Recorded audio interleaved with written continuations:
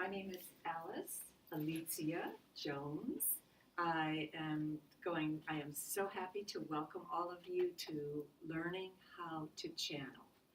Like I said originally, this is probably one of the easiest skills you will ever learn. There's nothing complicated about it. There's nothing. Hi, Amy. One more slide there. There's nothing. Alicia, I was under the impression, I think, and it was my mistake, I'm sure, that this was star seeds or something. No, this is learning how to channel. What we were going to do last time, if you didn't have time to. It's fine. What we were going to do last time, and we didn't have time to. Learning how to channel. Oh. Yeah. Oh, okay. All right. You are going to learn how to channel. Whether you want to or not. Meant to be here. Okay. No, this is not calling all star seeds. Calling all star seeds, I channel, and you ask questions. And this, I've had every month. I've done that for almost a year now. And so at the end of last session, we were going to do a practice channeling, but there was no time. So anyway, I decided to do a full class on this. And obviously I had a nerve because this is the most people that have shown up in a long, long time. But we do want to thank you very much for agreeing to do this. Oh, you're welcome. You're welcome. But, like I said, this is one of the easiest things you are going to do.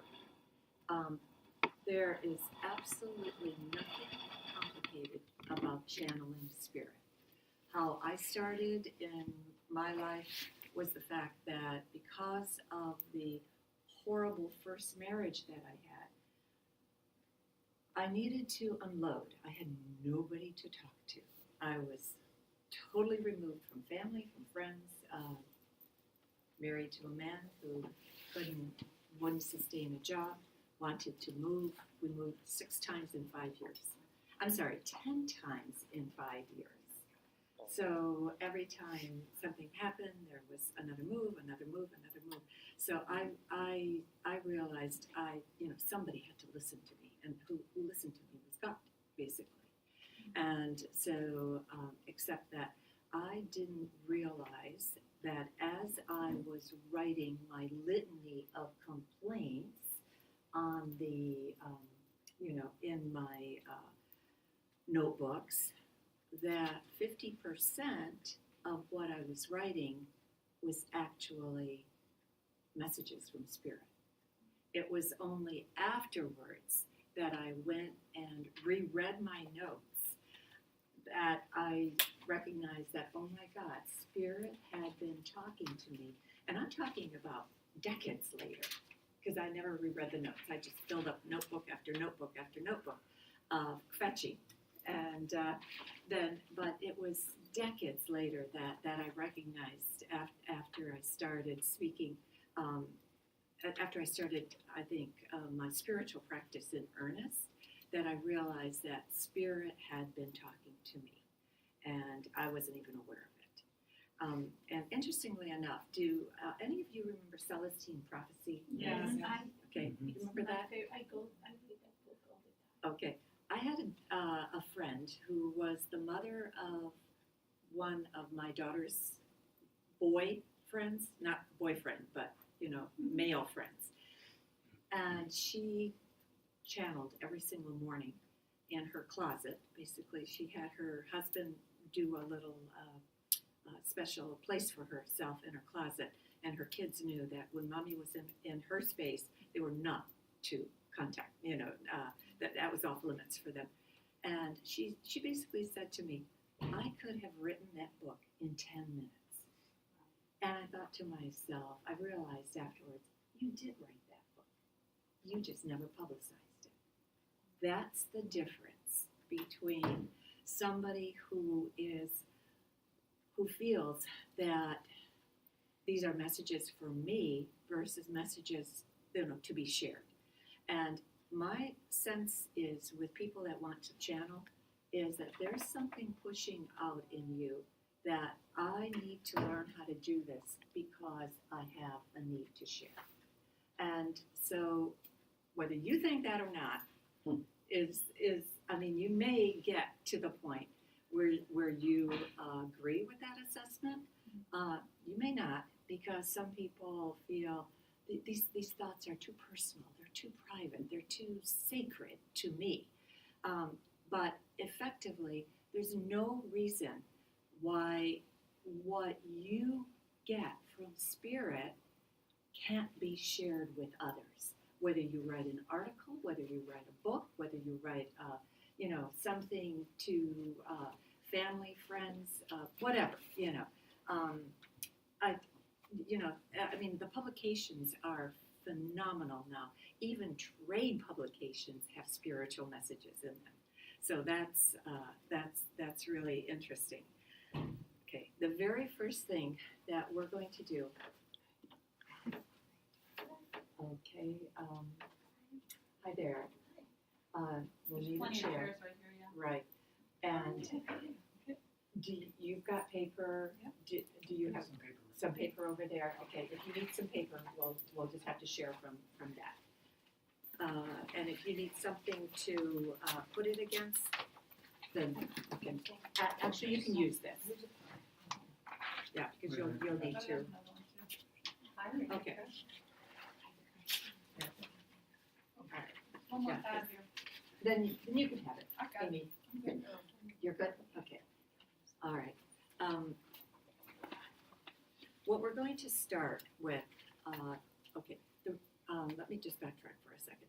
The reason that I say that this is the easiest thing in the world for you to do is because you have two minds inside of you, and that you're probably not aware of that. You have an ego mind and you have a spirit mind. And your ego mind is that part of you that is always like holding you back, telling you, giving you the caveat.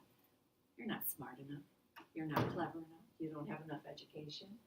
Who do you think you are? These type of things.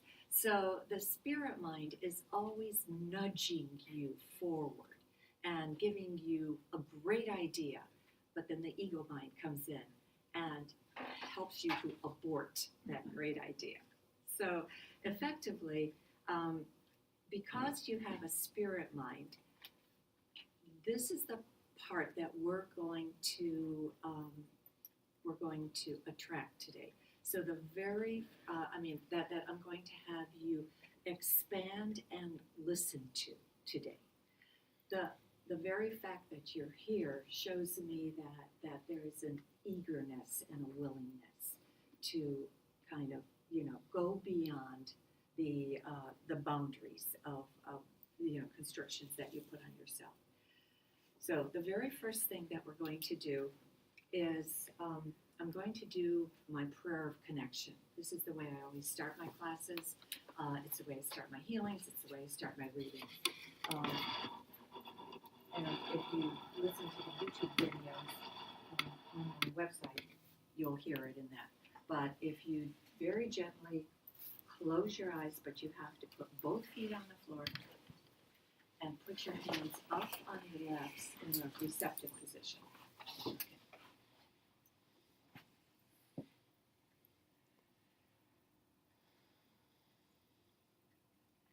Dear Mother, Father, God, Divine Infinite Spirit, Source of all that is, I ask to be connected to you,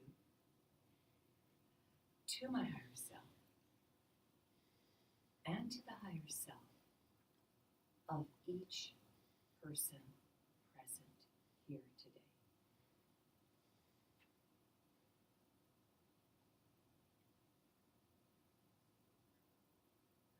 And we ask to be connected to each other. We ask for the assistance of the angels, the archangels, the ascended masters, the Reiki masters, Master Jesus, Master Buddha, Master Katumi, Saint Francis, Saint Germain, Saint Gabriel, Saint Raphael, Saint Michael, the Blessed Mother, the Divine Feminine, Mary Magdalene, Moses, Metatron, and Melchizedek. We ask to be cleared, centered, aligned, balanced, and grounded. We ask to be clear channels of light for Metatron and his healing angels. We also ask for the assistance of the great race, the lords and masters of the race, and the archangels of the race. We ask all of this in the name of Jesus the Christ and in the name of I am. Okay. And now, and very gently open your eyes. And now I'm going to do an exercise to help you prepare for channeling. What I want you to do is to take your consciousness and go into your bedroom. See, as you walk into your bedroom, see your bed, whatever else is there, nightstand, table, desk, whatever is in there, and watch as your consciousness floats up to the top of the ceiling. Feel the ceiling against your head. Feel the wall against your cheek.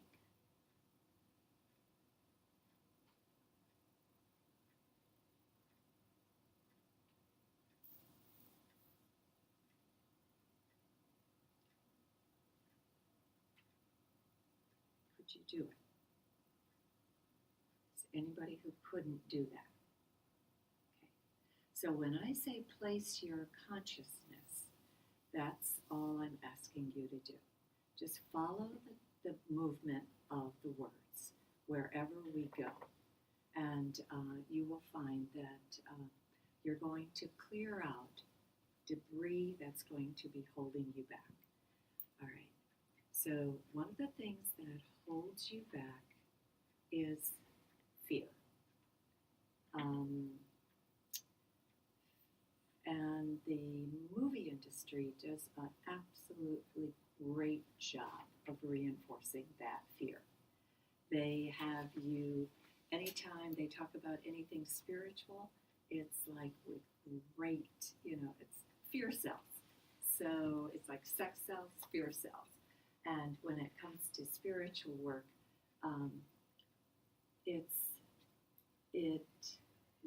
what people like me are trying to do is just to show you that it's completely natural, that this is nothing for you to fear. So I'm going to do another meditation and very, very slowly take you through several dimensions and then bring you back again. Okay? And then we're going to start the channeling. All right, so again, very gently close your eyes.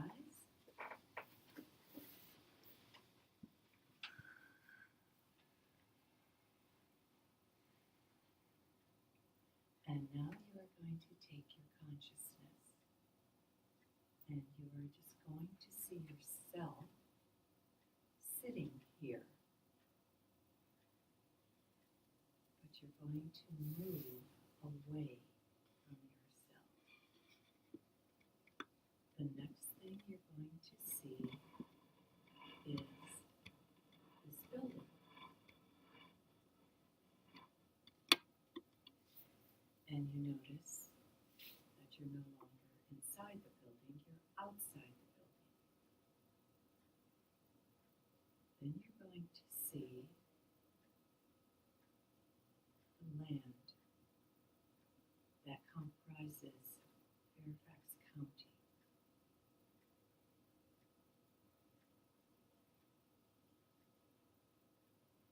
And you're going to expand and take yourself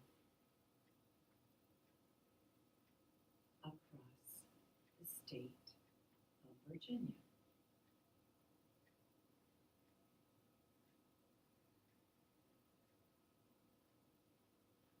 Next, you're going to take and see the United States.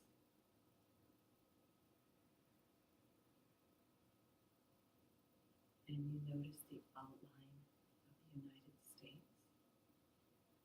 Now it's the outline of North America, South America, and the globe. You're now receding from planet Earth. You're moving very rapidly through space, and you notice that you're actually seeing the various planets that comprise our solar system.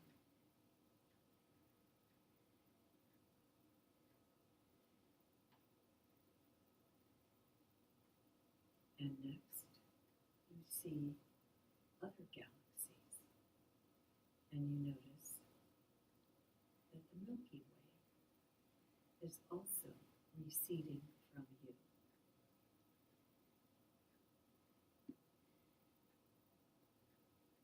And you notice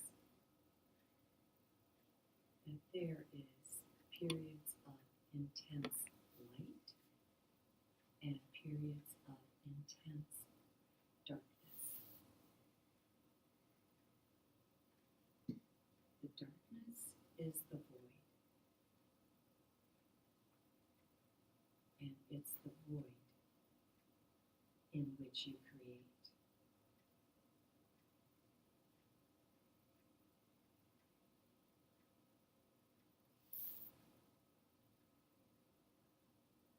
And now you feel as if you've entered another realm.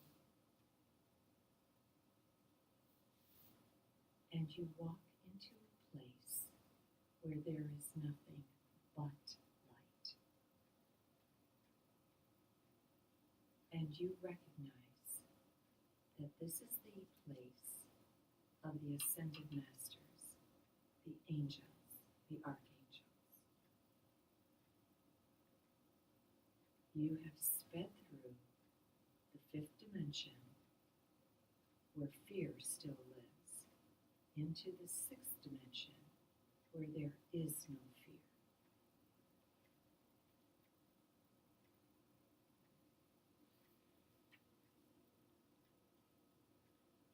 And you transverse and go even further. You move into the seventh dimension and the eighth dimension and the ninth dimension and the 10th dimension. And you notice that each dimension is marked by a different light, a different frequency, and you're a part of all of it.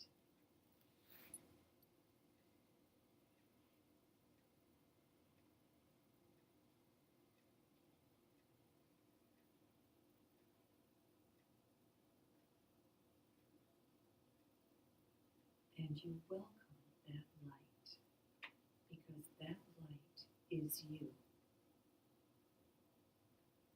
So you are surrounded by the same particles of being that you are composed of.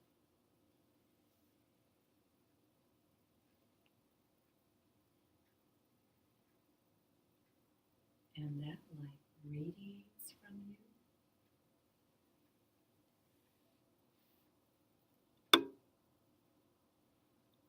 and glows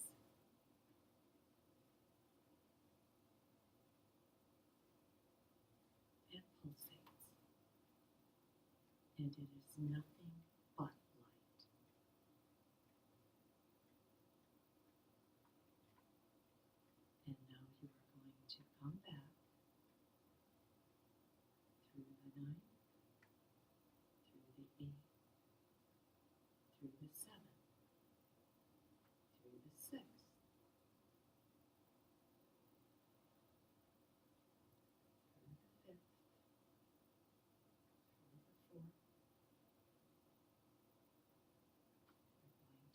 back through our Milky Way, through everything that you see that is part of our solar system, back to the planet, and you see the beautiful blue that comprises our planet.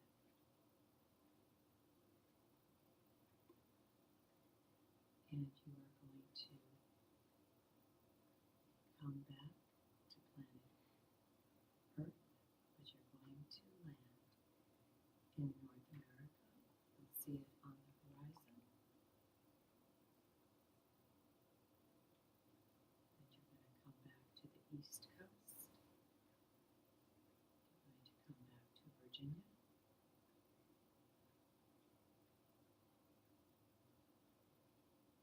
Across Virginia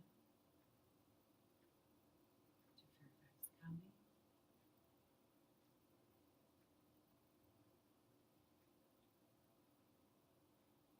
Back from the green,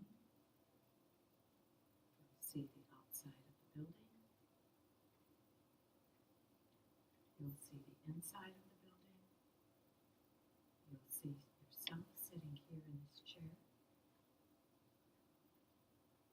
And you'll know that where you were is where you are, or can be, any given time you desire. And very gently, you're going to open your eyes.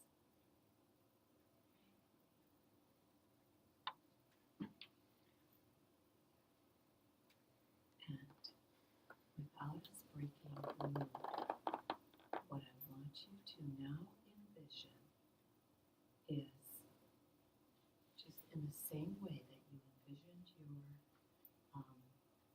the bedroom ceiling, I want you to envision your crown and open your crown as if it were a satellite dish. So you see the concave banner, and from the satellite dish that your crown has become, you are now going to receive information. This exercise is a feeling exercise. It's a sensing exercise. You are going to be given 2 minutes for each exercise, but you are going to be asked to bring in information from a being of light. A being of light that was with you when you, as soon as you went to the 6th dimension. So what I want you to do is imagine that a being of light has come in with you and is now asking you questions. Instead of you asking it questions, it's asking you a question. And you are telling it. So you're conversing with it. And in the conversation, you ask it a question. And you listen for its answer. And now I want you to pick up your pen and start writing what part that conversation is. What's taking place.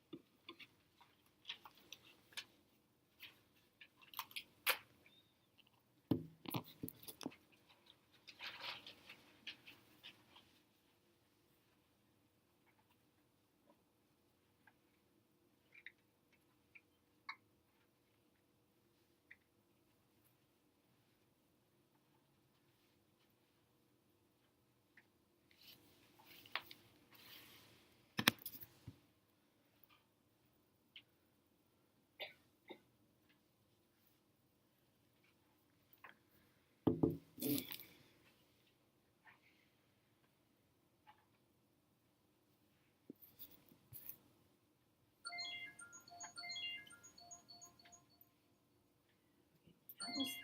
was 2 minutes. Is that enough? I guess the timer doesn't want to quit. Is that enough time? Okay, because the thing that's really critical is that we share, because it's in the sharing that you learn. And like my meditation instructor says, you don't have to share it, but if we don't share, we don't learn. And so I'm just trying to make sure I see everybody there. I think I got everybody in view. So it's really important. And if you've got one word, that's okay. If you've got one color, that's okay. Because we're going to go through a number of different things. And then you might have an idea of who you want to channel. Because I can remember one day when I was sitting, John F. Kennedy came in. And I go, no. No.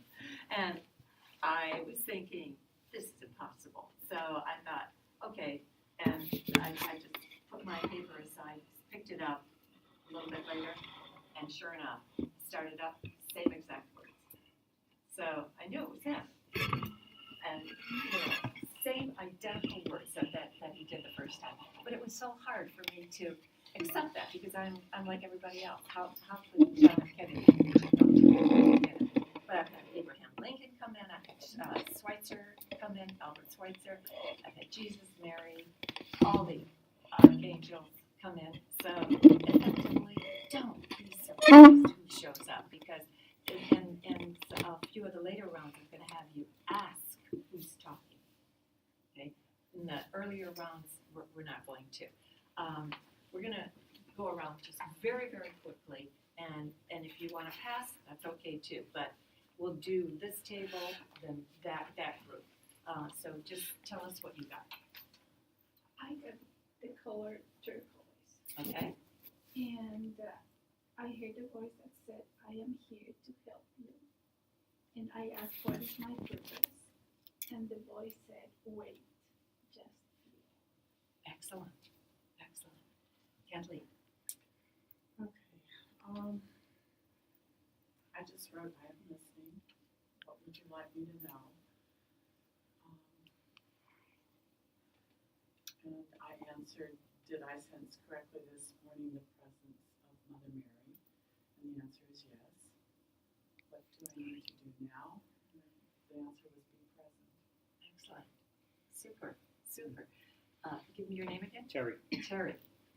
I just said, can I ask for guidance in general, or should I ask for guidance in general, or if I want guidance, do I have to specify somebody? And it just said, just put the question out there in general, and sometimes you'll get the answer immediately, and sometimes it'll come later.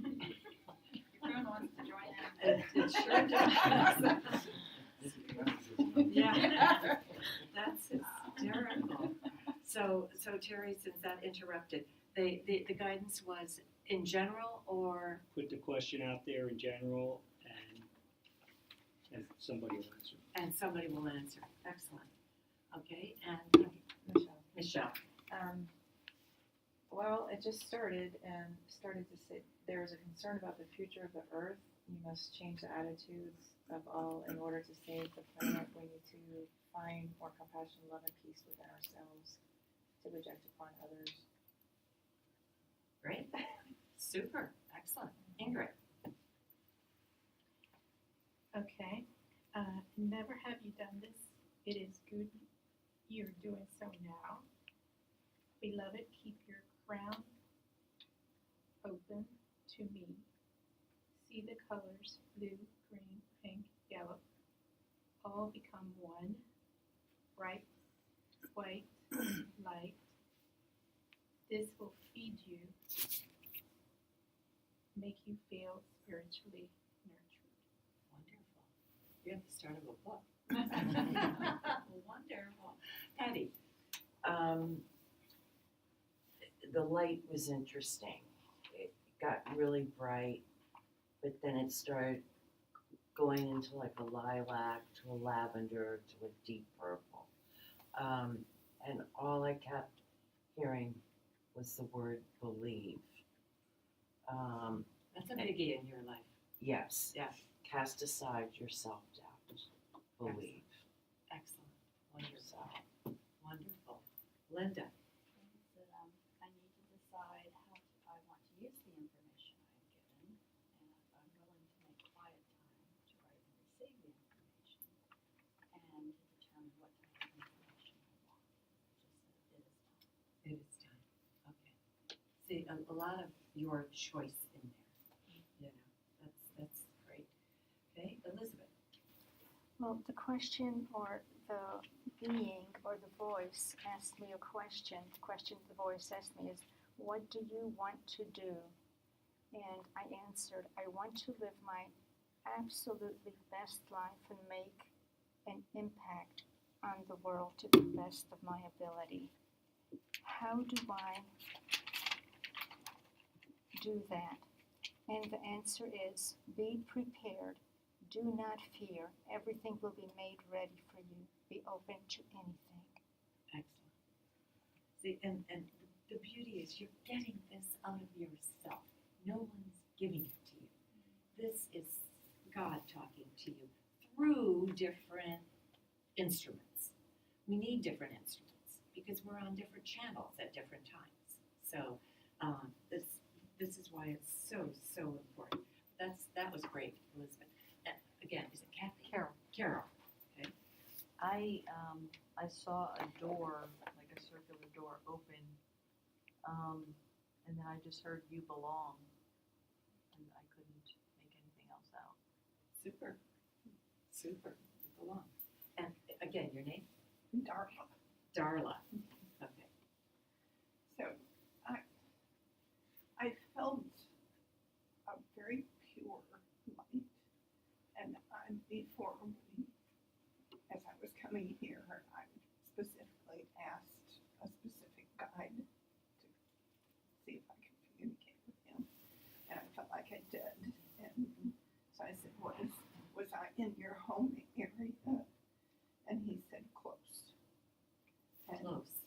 And I said, it was very peaceful. Can I go back there in an out-of-body experience? And he said, you know the answer. So that was it. Excellent. My sense with you is that you go there a lot. That this is like home base for you. You know, that this is where you come from, you know, and you go back there because it's comfortable. You know that place. So that's great.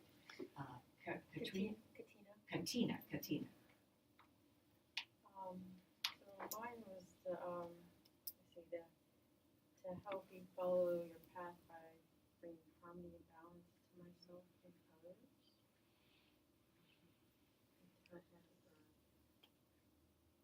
And by, I can't read what I wrote.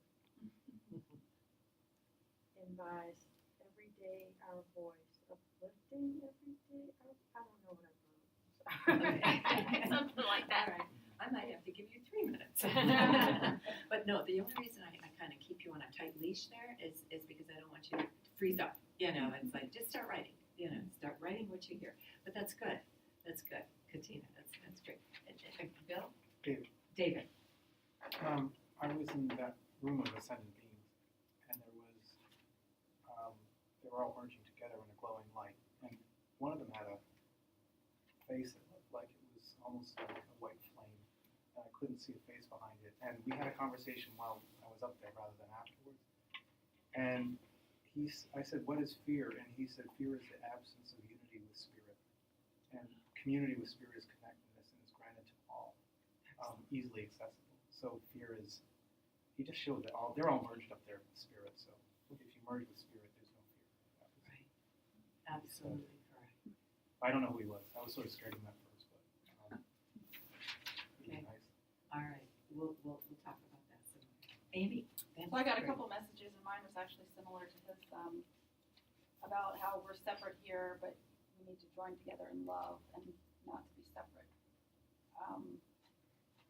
And then the other message was you're beginning to recognize my voice and distinguish my thoughts from those of your own. Excellent. Because you are literally being spoken to every second of your life. There's never a time where Spirit's not talking to you. And effectively, the Holy Spirit is the voice for God, not the chosen ones. Everybody. Everybody gets the voice for God talking to them. So that's great because that, again, reinforces it. Give me your name. Erica. I had a dialogue going. So the light being said, what is it like to be on Earth? To be a being on Earth. And I said, it feels heavy and dense at times. I crave the lightness of the higher realm and I want to be able to live in it. How can I live in it while transacting life here? The light being said, keep tuned into our frequency even while interacting on Earth. It will improve your abilities, not muddle them. You can operate at the spiritual plane even while on Earth. It is inclusive. Try it and you will see.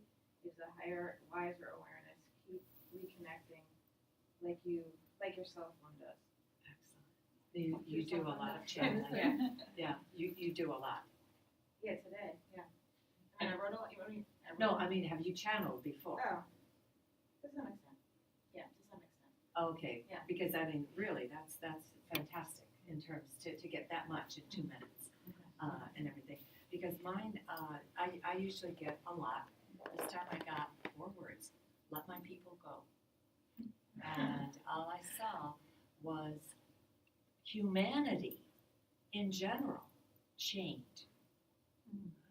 Kind of like chained by, constricted by the mores of society, by the way that people hold you back, by people saying, no, that you don't feel that, you don't think that. Yeah, I do, and us becoming mute. So I thought, well, okay, 4 words, powerful, So, all right, so I'm gonna take. Do you feel good about that? I mean, I feel great that everybody, went into a place that knows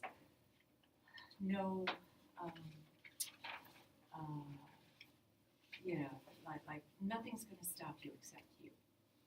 Okay, so this is our second one, and I'm going to lead you through just a very, very short meditation before you start. So again, very gently close your eyes. Okay. And now, you know that you are surrounded by light. You are light. You have nothing but light. And within this light, you've manifested a family. And within this light, you've manifested a situation. Some of those situations are harder than others. But what you're going to bring forth next is a being that you loved, who passed into spirit, and you're going to ask him a question, or her a question, or it a question. And then you're going to receive the answer from that being. All right? So now very gently open your eyes and begin.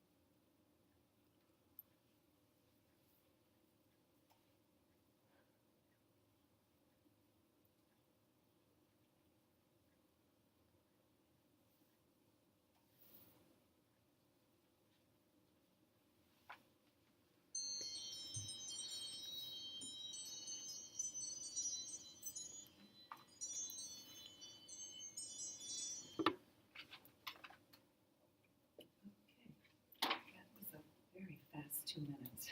Yeah. That was amazing. Do you want me to go to 3? Or 2, is 2 okay? All right, we'll stay at 2 then. Because we do need the time to go around. All right, so since I picked on you first, I'm going to pick on Linda. So I called you that crossed over. A little louder. Oh, the being I picked to that crossed over is my fiance. He died 3 years ago. Oh. His message to me was, be more firm in your life and make more time for yourself. Help your family, but don't do everything for them. Put your stake in the ground and stick to it. Say no more to others and yes to yourself so you can develop your skills. Life will be easier this way, and we're always watching and helping. Ask and be patient. Excellent. And he sounds Linda like a good one to turn to when you need outside help. You know, He's been around me a lot, and I feel that he really still cherishes you in every respect. So he's a good place of comfort for you and everything, and advice. Great, super. Patty. So the person I talked to was Debbie, who was my lifelong best friend who passed about 10 years ago. And she basically told me that I need to keep my heart open and understand that I am loved by many. But I have to stop fearing that and just stay open. Stop fearing being loved. Yeah. Yeah, I agree. So fabulous. Fabulous. Again, a good resource for you. Yes. Good Absolutely. person to turn to. Excellent. Thank you. Good. Ingrid. Well, I called upon my grandmother who passed away probably late 80s. And I asked her, what is she doing? She's been gone a while. She has been gone a while. And because I remember her in speaking Spanish, she was talking in Spanish to me. So she said, I'd bring you blue flowers. Do you see them?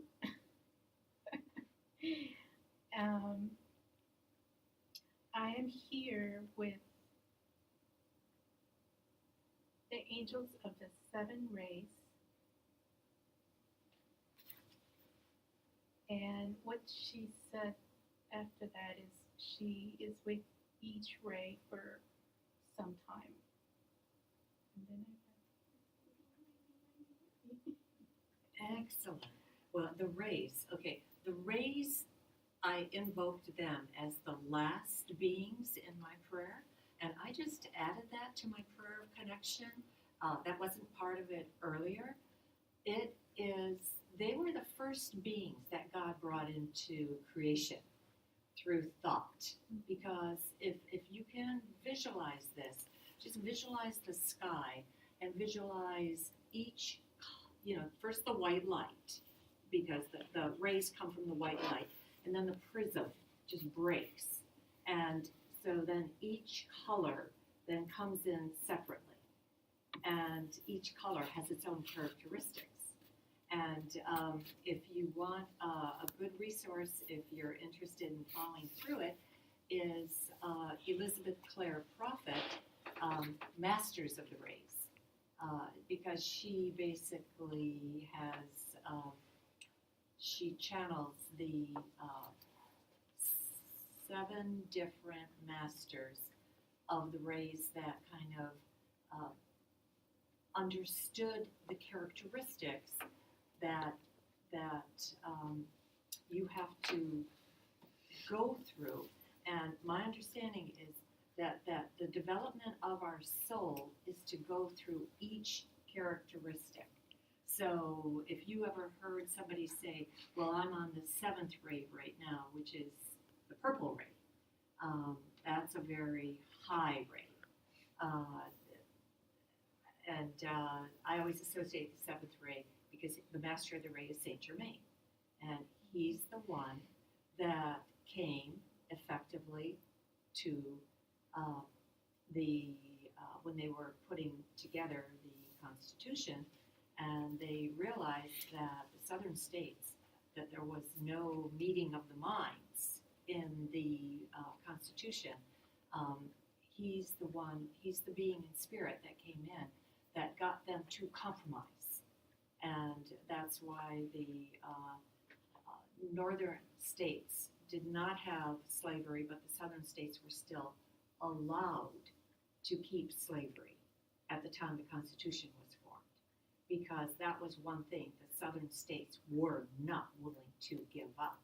And effectively, the United States, if you stop to think, I think, isn't Europe about as big as the United States?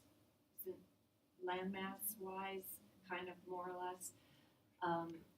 This is a great experiment.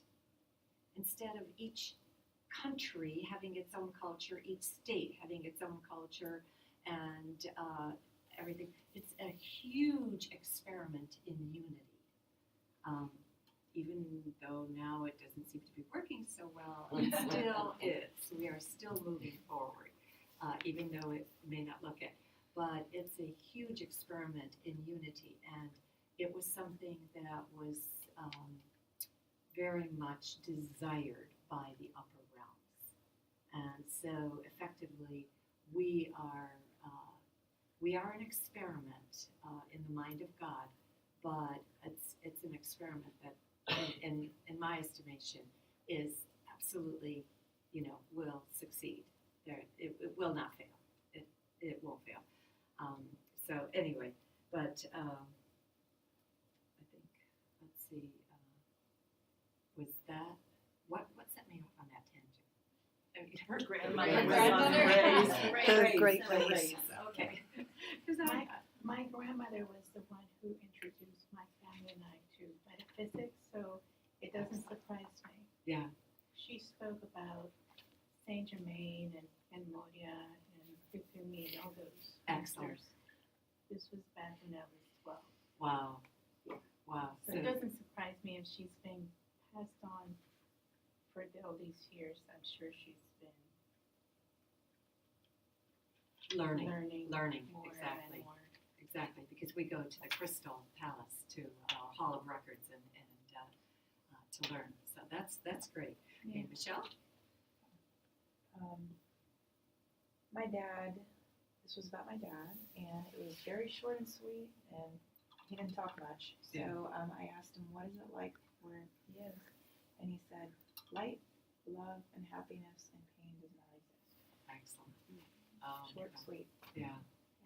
I can just see him happy. I can just Which is great, feel him. considering how Yeah.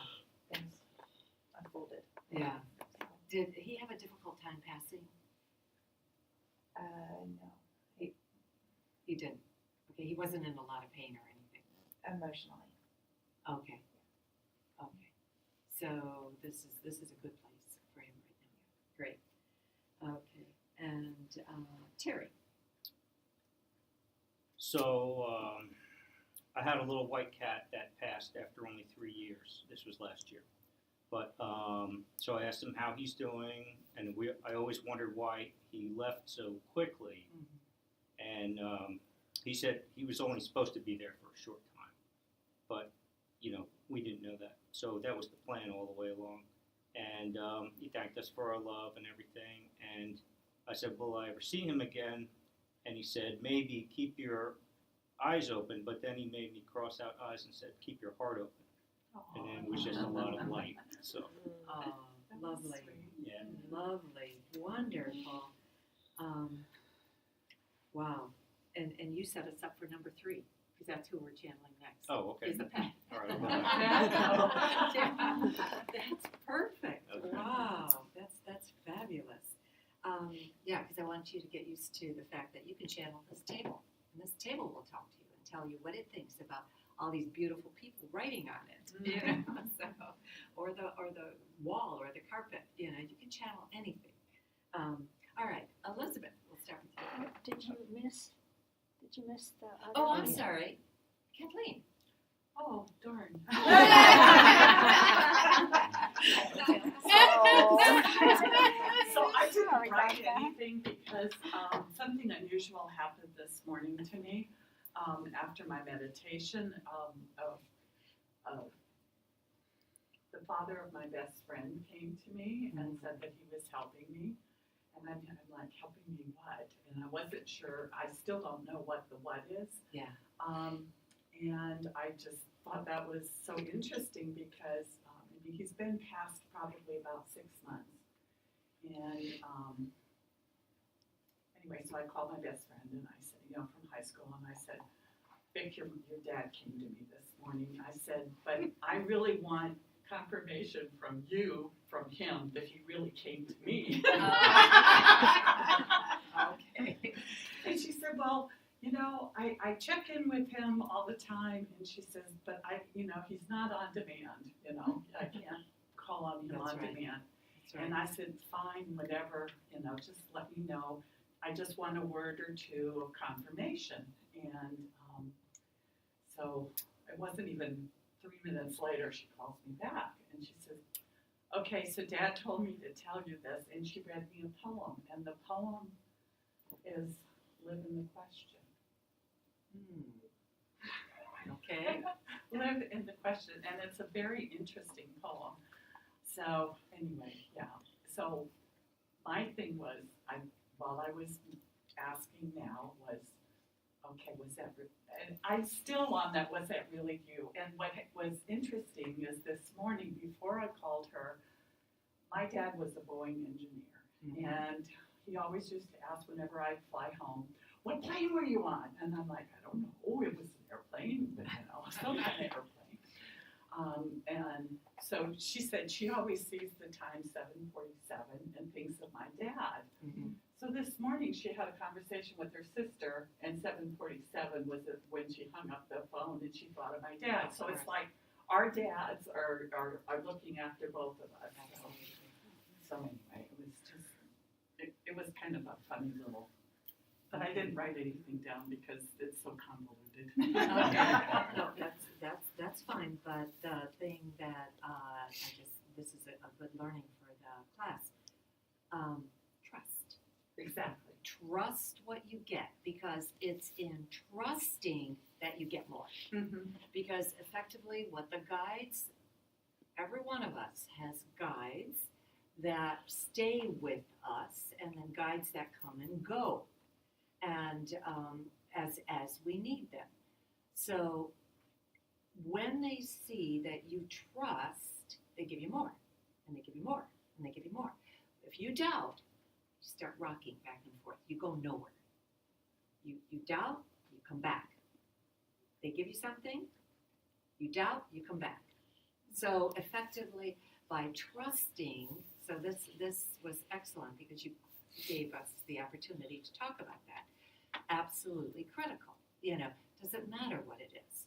Just trust that it came in for you for a reason. For a reason.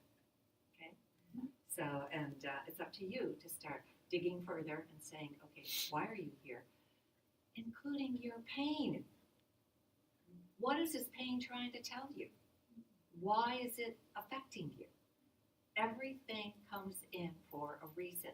And this is one of the things you're going to learn after you walk out of here, is this you're going to just become more aware of living consciously, of recognizing that every single thing means something, and every single thing is important. So, anyway, but, all right, Ms. Josephine. I felt, I told you some time ago, I felt that I had this boyfriend that I had when I was 20 years old coming to me recently. Yes. So I asked, are you here? And he said, I am here to make sure you don't get into another wrong situation. I am here because I love you and I want you to know that I never left you. Excellent. Lovely. And I think you need that assurance. So that's beautiful. That's beautiful. Elizabeth. Okay, the one that I channeled, or the one that I asked for, is my granddad. And I asked him just simply, how are you? And his response was, I am wonderful. It's difficult not to be in this place. You will find out when you get here and meet everyone. You will know such joy. Excellent. Lovely. Lovely message. Okay, Kara. I channeled my brother who passed away in August. I asked him if he was happy, and he said yes. I asked if there was anything he wanted me to tell my mom, and he said that he was sorry and he loved her very much.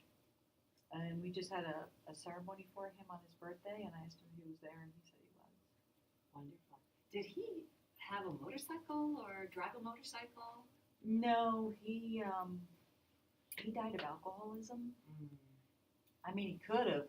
I don't. He lived in another state. He could have had a motorcycle. Okay, because I just see as you were talking, I saw a motorcycle come into view. So I thought that was that part of his life. You know, so maybe somewhere along the line he did that. Yeah. So anyway, okay. Well, he's learning a lot. This is the sense I have with him. Darla. As a little bit of background, I was with my mom when she passed, and before she passed, within a few days, she saw 2 people, but she doubted it because my brother told her that it was just her medicine or something. Yeah, of course. And so the morning that she passed, she was asked by the nurse whether she was seeing somebody again, and she said no. And then she'd look over in the corner. And so she and I were talking, and the nurse had told me that this was it. Yeah. And so she and I were talking, and I said, what if you see somebody, go with them?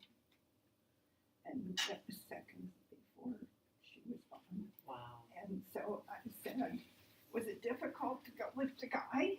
And she said he was wonderful and so gentle. He took my hand, and there were others Waiting for us. Excellent. Wow. That was great advice that you gave her. You know, that helped her release. Mm-hmm. You know, that was great advice. And I had released her just before that. I told her, Yeah. If she needed to go, I understood. Yeah. Yeah. She had your permission. They have to hear that. Mm-hmm. They absolutely have to hear that.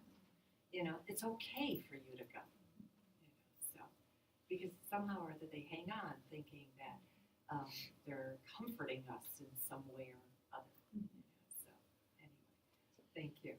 It's a blessing. Karina. Katina. It happens all the time. So I did my dog. He passed away about 6 years ago. So I just asked him if he felt any pain, and he said no. I only felt love.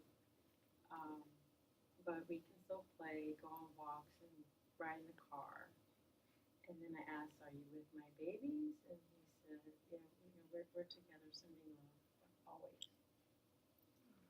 When you said with your babies, are you talking about who are you talking about? I had miscarriage. Just Yeah, and then abortion many years before that.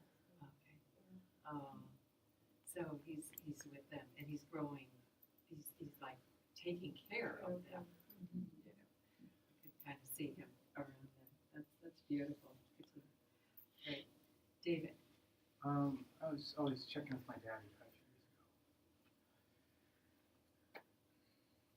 a few years ago.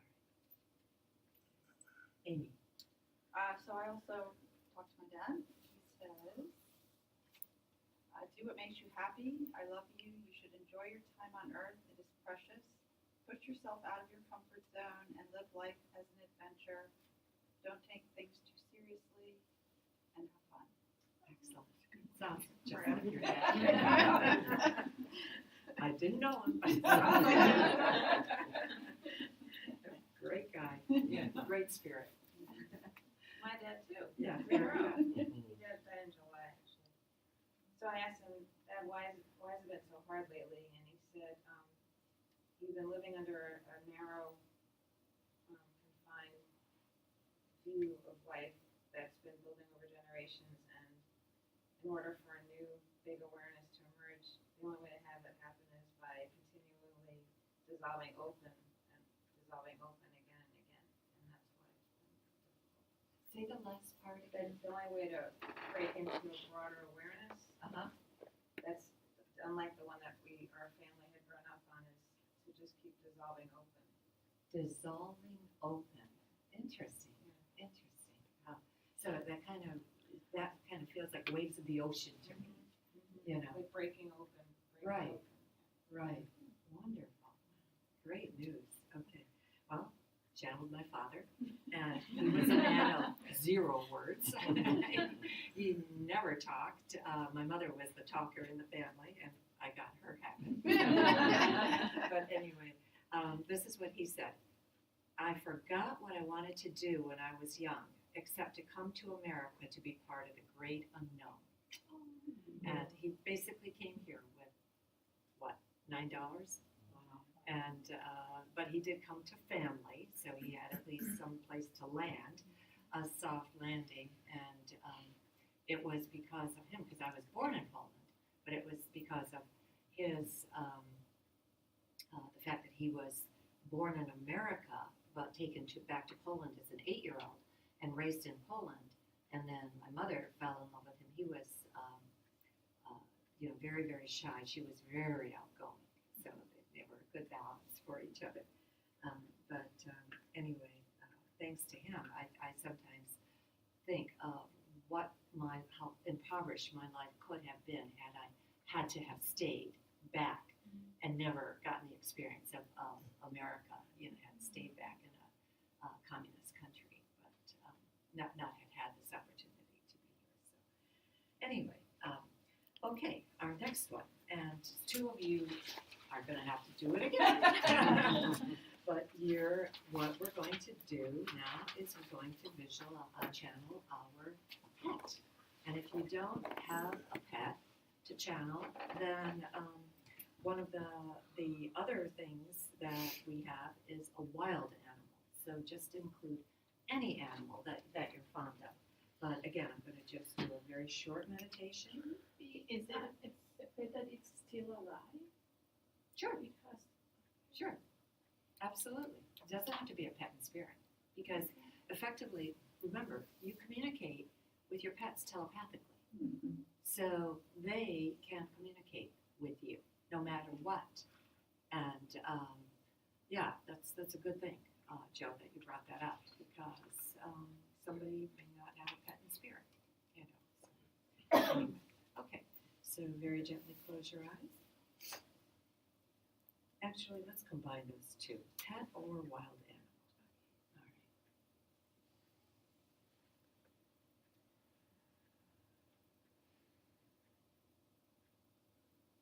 And now I'm going to ask that you go back to the very first moment that you saw the loving little being that you brought home as your pet. And just see how and what the circumstances were around that time. And if there is no pet, take a moment to reflect on an animal that really struck awe in you. An animal that you might have seen in the wild, on television, in a circus, in a zoo, on a safari.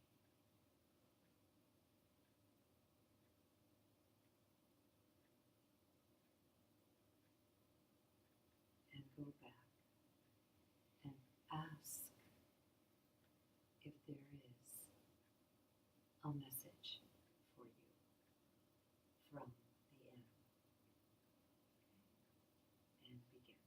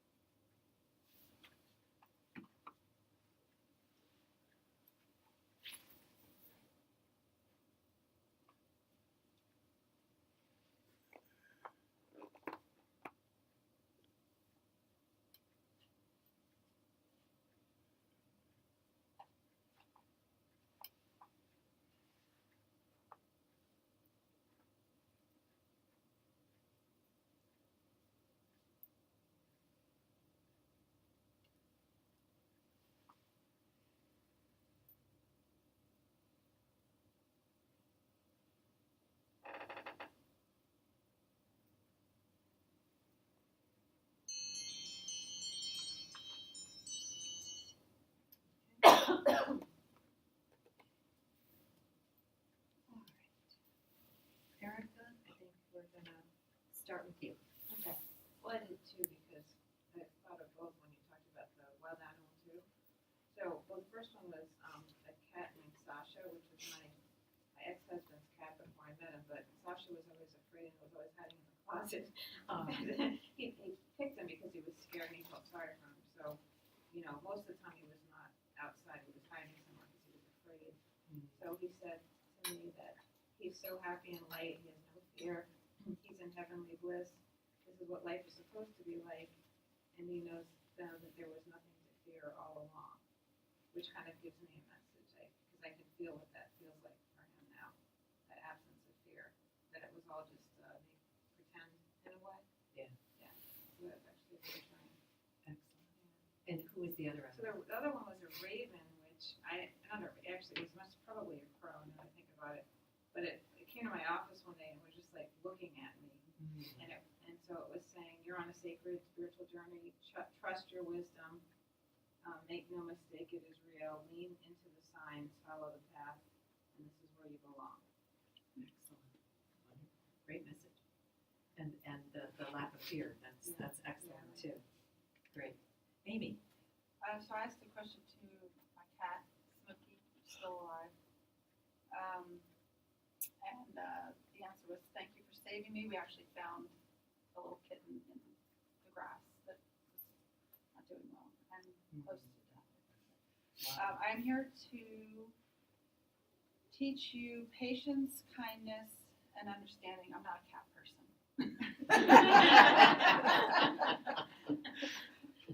Well, you're going to become one. Yeah, I'm here to teach you patience, kindness, and understanding in the face of adversity. You have come a long way in a short time, but there's still room for improvement. Yeah. It does. Right on. Right on. David. Well, I had both a pet and a wild animal, so that was my cat Yui, who is actually a ferocious little thing. But so I was talking to her, and first she was saying, "Where are you? What are you doing?" And then she also said, "Can you open the window, please, so I can look?" She likes to sit near the window, and she always. But then when you were talking about the think back, she sent me a vision of her growing from this beautiful little cat to a, the strong, ferocious cat she is now, and sent me a message that I should love and respect all God's creatures. Because it was sometimes I get messages just as images, right? And Yes. it's just so beautiful. Yes. And I think that's what the message was. Fabulous. Fabulous. Katina. Well, I got my dog again, and when I got him, I didn't want no dog. I just didn't. 14 years later, I still had my dog, and so now he's been gone for 6 years now, and just recently I've lived Seattle, my mom's house, new apartment. Like I've lived all over the freaking country since I had the dog when I was in Charlotte, and I've been finding these hairs like on my table right where like I sit. There's no reason for these dog hairs to be here so long ago. Right. So I found one and I was questioning it, like, no, it's too long, it's not yours. But it was like, tan and, brown. And so, then I got another one. So he's messaged, yes, it's me, stop it already. And he wants you to know he's around. Yeah, so I've been leaving him. Like now, I've kind of made a deal with them. Like if I find a hair, I'll leave some almond butter. But I never gave him almond. Like I wasn't on this health kick back then. I was giving peanut butter. I don't have peanut butter anymore. So I'm like, is it peanut butter? And is it almond butter? He said, yes, almond butter's fine. Just trust and believe. And like you said, I will never leave you. Excellent. Wonderful. And almond butter is expensive too. So that's a real treat that you give that to him. Wonderful. Darla. Well, I had a cat named Cassidy that's a friend of mine, and I rescued him and his brother. And his brother was hissing. Here's this little kitten just hissing away, and Milo Cassidy was in the corner of the cage, just scared to death. And I took one look at him and said, "That one's mine." And so he was a little character. And since he's been gone, he comes to play with one of my current cats. And I've had a glimpse of him twice.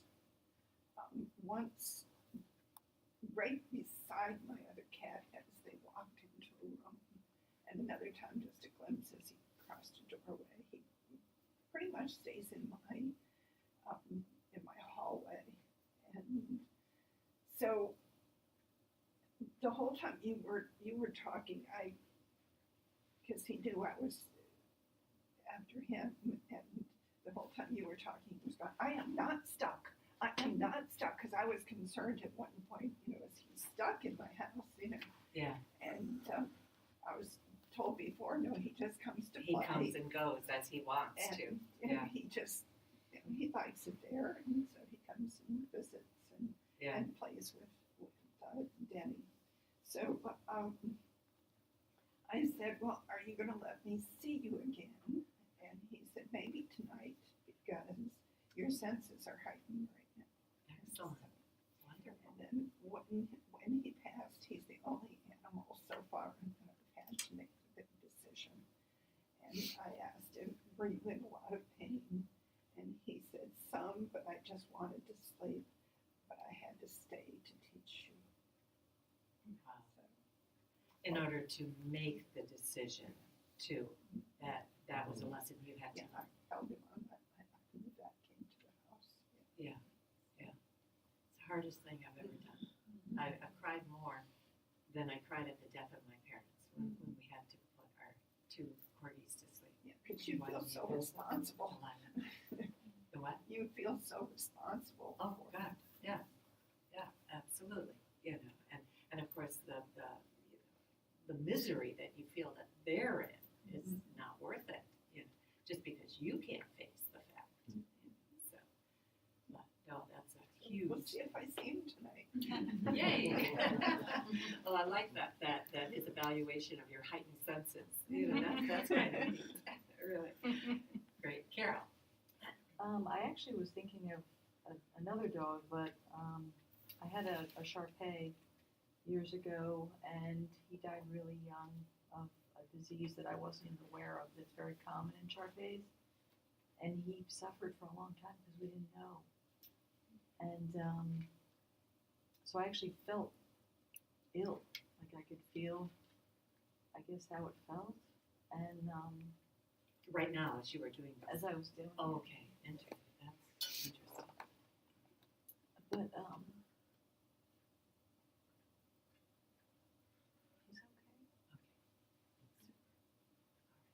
Elizabeth.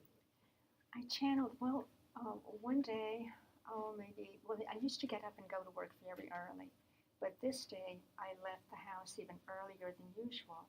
And as I left the house through the back door to go into the garage, I saw two, and I don't think they were raccoons, but they were sitting on the top of the fence, and they were the two of them just sitting, I guess, just enjoying the scene and the peace and quiet. And they were sitting there, and so they're the ones. And I didn't look at them that closely because I didn't want to scare them. I just kept on going to the garage, and I asked them, "What is it that I should know?" And they said, "Just to be conscious of the life and what comes into the yard." And I guess that means I shouldn't spray, which I don't anyway. But just to make it easy for them to make it comfortable for them Well, to live in. my sense is acknowledge their existence. Oh, okay. That's what I'm Acknowledge feeling. Okay. Yeah, just Okay. hi to the ants or whatever. Oh, To so the group. did they want me to look at them? Yeah. Oh, they did? Yeah. Oh, okay. Yeah. And I try not just to. acknowledge their existence. That's Okay. all. It's mentally telepathic. Okay. So anyway, okay, super, great, thank you. And let's see, I think we're going to go. Terry, I think we're going to go to you next. Okay. I've had 7 different rescue cats. 5 of them have passed over. So Wow. I was like, so who's over there? they were just all together looking at me, and I'm looking at them like somebody has to say something. I'm not going to pick one of you out. So I just kind of got that general message. Thank you for looking out. Thank you for rescuing them. Thank you for looking out for all beings. By doing that, you recognize that animals and people are all one, and plants, everything's kind of, the Gaia thing. It's all one, and they're happy that humanity in general, consciousness is rising steadily in that regard. So it's kind of a general message, but It's great because, frankly, I trap moths in a jar and score them outside. I tell my ants, because I get an ant infestation in my kitchen periodically, and I talk to the deva of the ants, and I tell her they're going to be sprayed in 15 minutes if you don't get them out of here. And half of the time they're gone. Half of the time she will lead them out and everything, because I hate to kill them, but we can't have ants in the house, So especially, there was one time I had a luncheon, and bless his heart, one of the men came to me, and he said, Alice, I don't know if you know this, but there's ants in the bread I served. And he showed it to me, and I thought, oh my God, they were crawling in the bread, in the English muffins. And I never noticed it, and I had taken it to the table. So, of course, then I had to tell everybody, check everything for ants. It was awful. But anyway, but this is something you too, you can work with. You can work with the deva of the animals. If you don't want the animal's presence in your house, like a snake, if it comes in. We never had one in the new house, but we certainly did in my old one, and scared me to death. So, but anyway, thank you, Alicia, Terry. That was a great message. All of them came in. That was lovely that they all showed up for you. excuse me, Alicia, if you want to, I don't want to take the time now, but if you want to, after the session, I can tell you how to keep ants out of certain areas of your house and what to do. With Yeah, we can tell borax. one of us. Borax? Well, that's one way, but there are other ways. There are other ways. There are other Okay. ways, yeah. Would probably be very good for maybe all of us to know. Yeah. So, Oh, okay. Yeah. So if when at the end, Sure. Elizabeth, if you would tell us that would be great. All right. So let's see, Michelle. I think we're going to go around this way. Okay. Unfortunately, I had to put my dog down in November. It's terrible, and I felt massive guilt. And he said, "Stop feeling guilty. I know you love me. I'm happy and having crazy fun." I used to always call him crazy because he was a boxer, and he just spun around like They are crazy. They're crazy. Right. And he said, "You will see me again. Look for the triangle." And what that means is he was this beautiful brindle, and on the back of his neck he had this cute white triangle, which was I just beeline right to him because of the triangle. Yeah. And I believe in reincarnation, and I'm thinking this is. I may see him again this lifetime. I think you Look will. for the triangle. Yeah. Yeah. I think you will. Oh, And you'll know him because you'll know his spirit. yeah. You'll immediately sense that it's him. I mean, I just have such a connection with that dog. Yeah. Oh God, I cried like Yeah. Ooh. It's amazing. It's absolutely amazing. But thank you, Michelle. That was important. Ingrid. It took me a while, but I wasn't really getting anything, so I had to ask the boy and the girl now.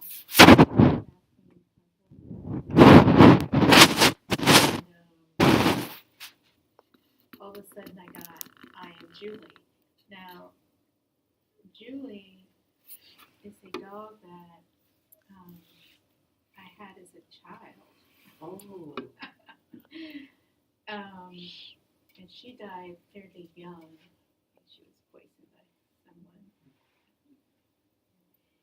But anyway, and then all of a sudden I was in some kind of a forest or something, and I saw an owl just on a tree, and I just stared at it, and I'm like, okay. and then some time went by. I was still staring at it, and then I got walk with me, and then the little thing. Yeah. So I don't know who I was supposed to walk with. Well, you know what? The owl is always a symbol of wisdom. You know, so effectively, it's just the wise owl, everything. So I think just accept that for yourself. Okay. All right, Patty. Well, I do animal rescue, so I'm always around dogs, and I've had 5, 2 that are still with me, but it's always like a circus when I try to do this, because everybody comes through. So, Gracie was my little border collie terrier, who was the queen bee. So she's the spokes dog, and basically said, you know, your heart's always open to animals. We feel that. You need to learn to keep it open for all beings. And then she had to go because she's working on world peace. But everybody's always around me. And then when I was a kid, I grew up in Alexandria, and there wasn't a lot of people around here. And we had a neighborhood dog named Lassie, who was a collie. And yes, it's corny, but Debbie and I would always go to the woods with Lassie, and we had a wolf that lived down there. And they fell in love, had 3 litters. Anyway, Fang came through and said, write your book. In his very deep voice. Oh my God! And haven't we said that to you? Yeah. A couple times. Couple I times. think. Maybe more than a couple. Maybe. Okay. All right, Patty. We're gonna sit on you. Till that Okay. happens. Okay. All right, Linda. I wasn't raised with cats. My mother hated cats. And my children brought a black cat, a beautiful black cat, tall legs, beautiful, deep claws.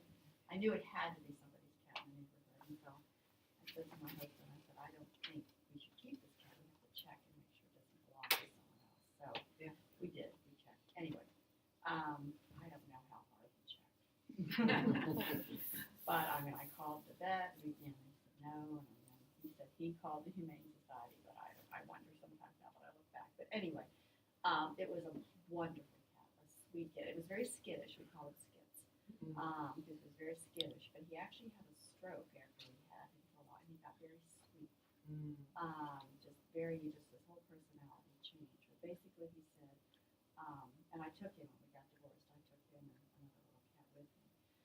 But he said, and he was the boss, I'll just say that. We had a husky, we had a shepherd, we had another cat, and a black cat. And the black cat ruled the house. He had no claws, but he didn't matter. He would just bop everybody on the nose. He was so it's hilarious. Anyway, he said, I am fine. Thank you for taking such good care of me. I came into your life before you made so many transitions.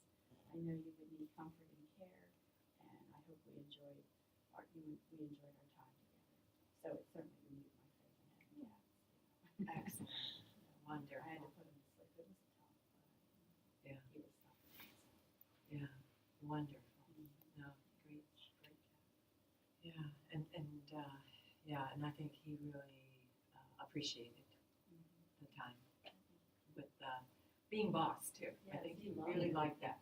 Yeah. He literally would knock the trash can over. We thought it was the dogs for sure, because he would just sit down and push it over, and we kept correcting the dogs. And finally, I caught him pushing the trash can over, and he would jump down and get into it, and he was just very clever. Oh, wow. That's cute. All right, Joe. Well, I have this trauma, I don't know why, about dead animals. It's the thing that terrifies me the most, to see a dead animal. That sadly. So this morning when I was doing my walking meditation, my dog was not walking, and I was meditating, and I was like pulling. So then sadly I see her, and she had this baby squirrel, but the baby squirrel was dead. So well, I know it was dead because I went through my fear, and I thought this is my chance because I have never done it before ever, and I talked to the squirrel and I looked that she was dead and I put my hand on it and it was dead and she was stiff already. So I just took her and put her aside and I couldn't be happier because I was not afraid. It's the first time in my life that I don't start crying and anxious. So I asked her why was she there and she said, "Thank you for having taken the time to look at me and put aside your fear of animal death. Thank you for your touch. I know it was not easy. You have very gentle and warm touch. It's okay. Misty, my dog, didn't hurt me. She was very gentle. Thank you for putting my body on the path, out of the path, so nobody Would step. Yeah. Lovely. Wow. It was hard, but I thought I was so proud of myself. Yeah. Well, no, that's to me. If you have a phobia about a dead animal, then that's a huge. It was thing. huge, and it happened today. It's been 2 amazing days. Very amazing. Yeah. Wow. No, that's fantastic. Thank you. And the fact that she came through for you too. So that's kind of neat. Right. Kathleen. Okay, so a number of years ago, I had a little Bichon Frise. And if you don't know what they are, they're little white balls of fluff, and they have a little black nose. Cute as the puppy. Oh, and his name was Tommy Tucker. And he would call him Mr. T, Tommy T, he had lots of little nicknames. And when I was going through my dark night of the soul, my husband left, my kids both left home, and my son went to the military, and my daughter said, "I'm 18 and you can't tell me what to do anymore." And she moved out. And it was like within 2 weeks, I had nobody. My ex had moved out, the kids had moved out, and the dog one day just disappeared. Oh. So I've always wondered what happened to him, because we put flyers everywhere around the neighborhood. My daughter, even though I couldn't tell her what to do, she and her boyfriend would get in the car and we'd all go down different roads and with the windows rolled down and call his name. And he never showed up again, so I've always wondered what happened to him. So, anyway. Wow. So did you ask him to come through? Yes, I did. Okay. Well, what's interesting is I actually got a visual of him laying beside me on the bed. And he comes and he visits me periodically, which I guess on some level I felt. You felt that? Yes, but I mean it was. I actually saw him, and he said, "Yes, it's me. I'm still protecting you." And what happened to him? He felt that because of all the transitions and what was going on in my life, that he was freeing me up. Interesting. And the other thing I got too is that my brother also looks out after him. My brother's on the other side, and my brother said he's still a little stink pot. So anyway, independent creature. Yes, totally. Yeah. But, wow. Yeah, it was very sweet. Fabulous. Excellent. Well, and he is coming back, but he's going to come back as a bigger dog. Oh. Okay. You guys have seen A Dog's Purpose? Yeah. If you haven't seen it, see it. It's really great because it's a reincarnation of for A Dog's Purpose. Yeah, it was about 8 months ago, a year ago, somewhere in there.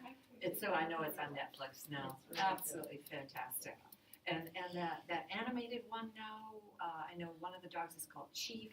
I can't remember what it was. I Love the Dogs, or Isle of Dogs. Yeah, the Japanese movie. That's supposed to be fantastic. And it's an animated one. And I know Bryan Cranston is the character of Chief, and he was on Stephen Colbert a couple weeks ago, and of course they made a big to-do and they showed it. But anyway, my first corgi was Taffy, and my husband would not allow us to get him neutered because because he said he wanted to keep him a real little boy. So anyway, Taffy was like us. So once in a while, he was like just gnarly, and everything. But for the most part, he was fabulous. But he loved the girls. He loved the ladies, and he had a German Shepherd that was like his idol, in the next cul-de-sac. And whenever we couldn't find Taffy, we'd get a call, and sure enough, he was on their deck, courting Missy or whoever she was. And occasionally he'd run away because I wouldn't take him for his walk fast enough, and he got tired of hanging around waiting for me. So he ended up in Taffy jail. He was picked up and quarantined. But anyway,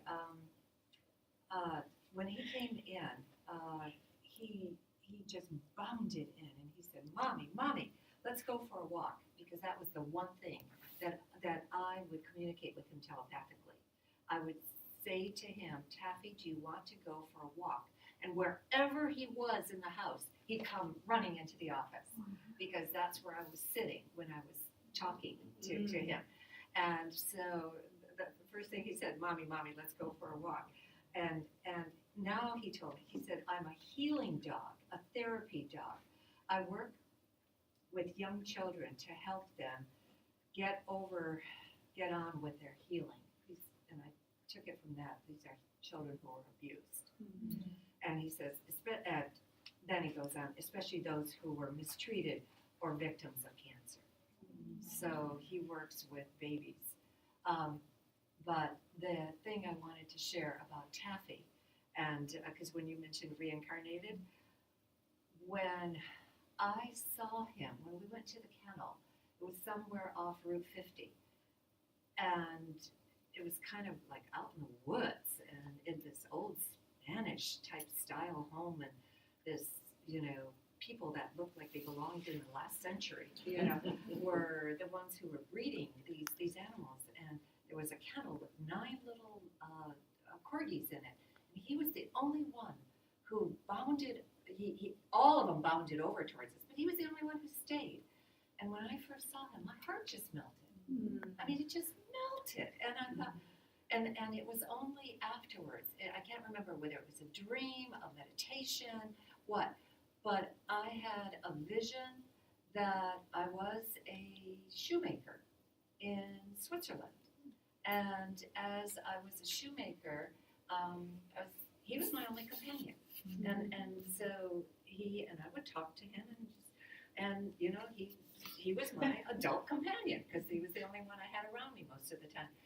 And then one day I died because I had a chicken bone stuck in my throat and couldn't get it out. And so I laid on the ground for 3 days and saw him with his little face looking at me all 3 days while my spirit hovered over the sea. So this is what I witnessed. And then finally, somebody obviously came for a shoe order, found us and took us both away. But then I recognized that, of course, they reincarnate. They reincarnate the same way we reincarnate.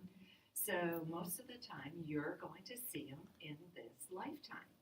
So, just be prepared, because they're coming and everything.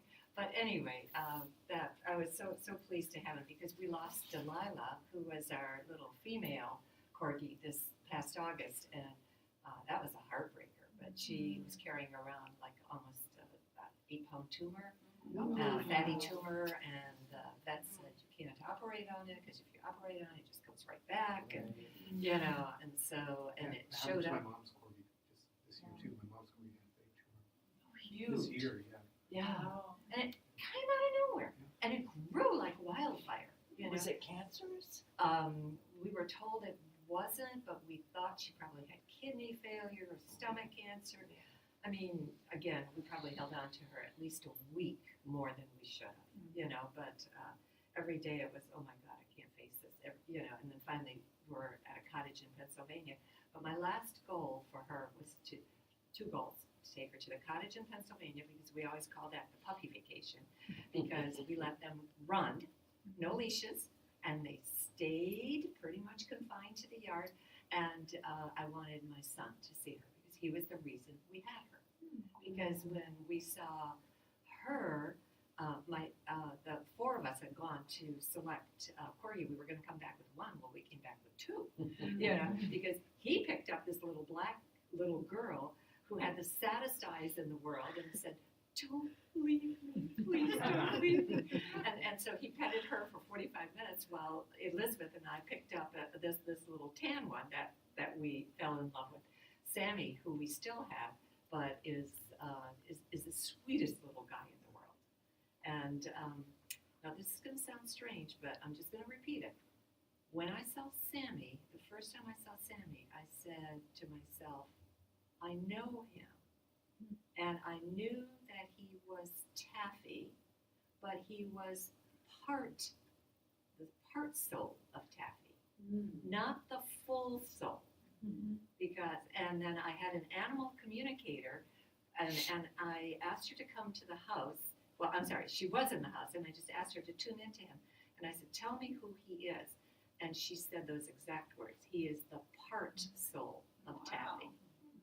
And because I sensed, no, that's not Taffy reincarnated, but it's part of him. So that too is possible. So, yeah, it's really neat. It's really neat. But again, we're spirit having a human experience. Anything is possible for us. So are they. They're because they could come back as a human. I feel absolutely that Delilah was training to be a human because one of the things she did is from the time she was itty bitty, when we because they drove in the back seat, she would always come to the divider in the middle, and she'd look at Bob as he was driving, or look at me as I was driving, and just watch exactly what we did. It was just so obvious. I'm learning how to drive. So I thought, wow. I had the sense of that. So anyway, I'm pretty sure she's coming back as a human the next go around. Yeah. She was a sweet, sweet girl. Yeah.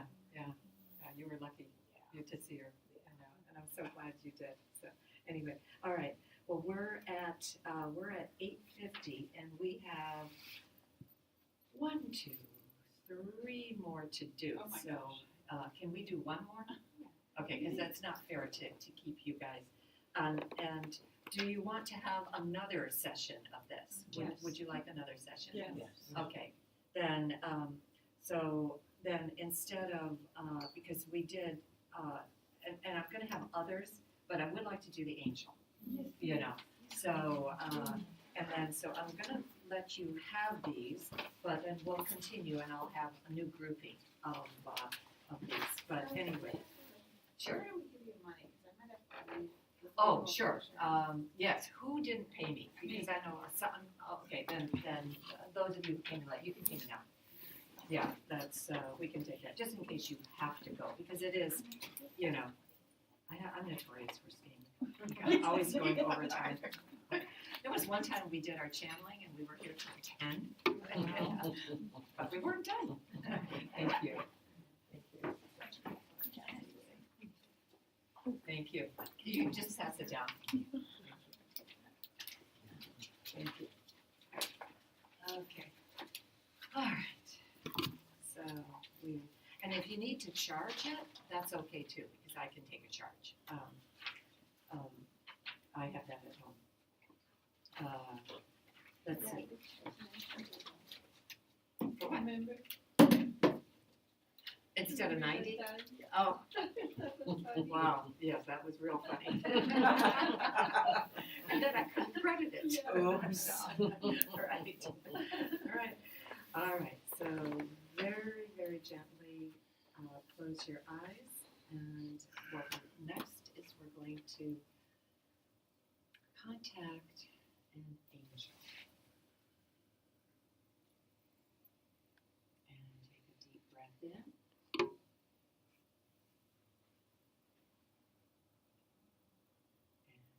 Exhale.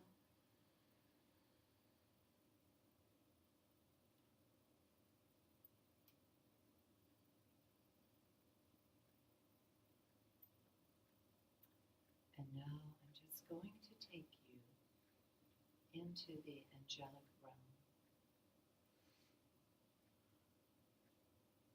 And lo and behold, what you're going to discover is that it's right next to you, slightly above you, so that if you stand on your tippy toes, you actually bump against where the angels are, the dimension of the angels. And there in between is the dimension of the ascended masters. But I'm going to ask that the angels lower themselves and gently float down. There have been many, many angels here anyway, but others that wish to come in.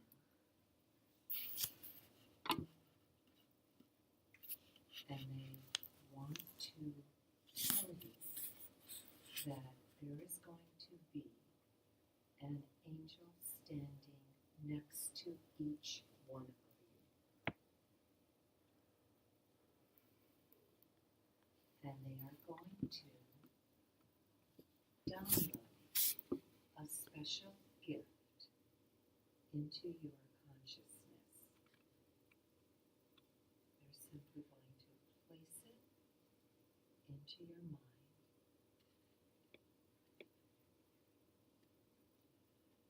And they're going to ask that you receive and accept their gift.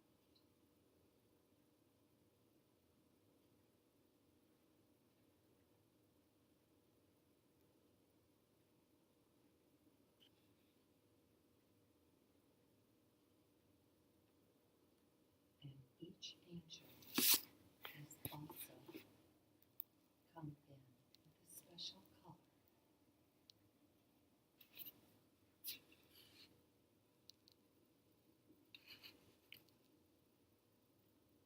And that color is the representation of a color that is very important in your future development.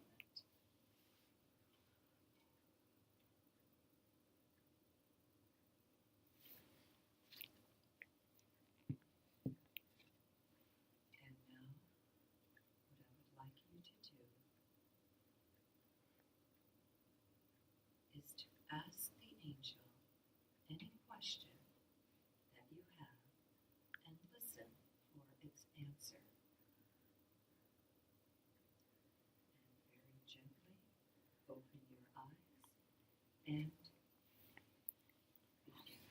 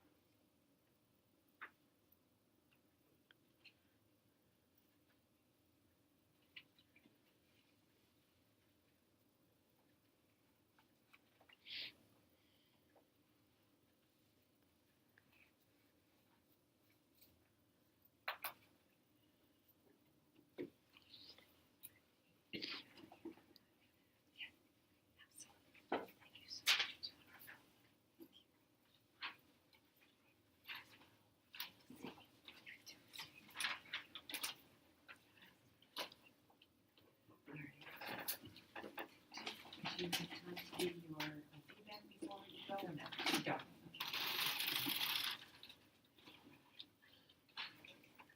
All right, where do I not start yet? You know what? I'm gonna start with Carol. I actually got the sense that Metatron was next to me, and the color I saw was red. And he actually put something in the top of my head, and I asked him what it was, and he said it's circuit. And I asked what it was for, and I heard raise to raise my vibration, and I heard the word alchemy. Excellent. Well, okay. This is coming for us. We have effectively, alchemy is the, traditionally, the ability to turn gold from a base metal. And so effectively, you can translate that also into taking like divisive behavior and making it harmonious. You know, so there's all kinds of ways of producing alchemy. You know, taking something, making something good from something that's not that great. So anyway, but that's terrific. Metatron is an archangel that never used to be on the planet. He always dealt with cosmic materials, but then as man's consciousness raised, he is more involved, and so that's excellent that you get, the sense of him, because he's one of my main guides, and he's anything. Whenever you have an angel that has ON on the end, like Cryon, Tactitron, Metatron, it's always to do with electrical circuitry. And so effectively that too would tell me that you're getting an upgrade in your electrical circuitry too. Yeah, excellent, Carol, thank you. All right, and Darla. Well, when I tried to ask questions, I could tell I was trying. I wasn't just receiving. But when you first started talking, I got the color purple very strong, and then purple ribbon, and so I did say purple ribbon, and the answer was you have a gift. So, but that was all I got when I could tell that I was starting to try. Okay, and then just go back to that imagery that I gave you in the beginning, where your crown effectively, because your crown is a lotus, like a 1,000-petal lotus. Right. And, a lot of people's crowns are closed. But as you open it, it literally does become like a satellite dish. And then just receive. Thoughts, you're thinking, you're sending out. Receiving is different. It's a different energy. So but it's good that you recognized that you were, thinking. I can tell. Yeah, excellent. Okay, super. Katina. So I got like purple, yellow, and Archangel Sandalphon. And so our message was listen to the music. It's given in a way you understand. It's not always in your head, but it is. Interesting. Do you hear the music of the spheres? I hear music all the time. I wake up to music. It's just always in my head. And then I'll notice a certain song on the radio that I'll say, okay, I get it. Like, leave me alone. Like, you know what I mean? Like, right. So yeah, I mean, I'm the one who has like 10,000 songs in my iPod or whatever. Yeah. Thing. So yeah, I feel like I'm always hearing music. Excellent. Because effectively, there's I've only heard it twice. And what, Katina, are your songs? Do you feel that they're songs that you've known that are popular songs, or are they just songs that I mean, is it just like instrumental type music? Well, sometimes it's both, but a lot of times it's not like it could be something from the '60s or some it's like. It's just music. It's music. It's music. It's music. Okay. Multi-generational. It could be. It's not even any one particular genre. Yeah.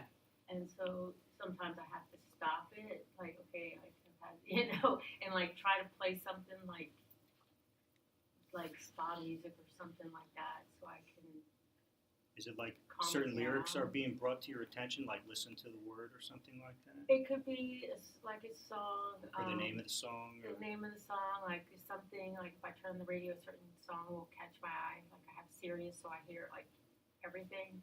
So something, will, I'll just know that it's something. It could be country, it could be, I don't know, alternative punk. it has a message maybe. Yeah, it has, yeah. Yeah. Interesting.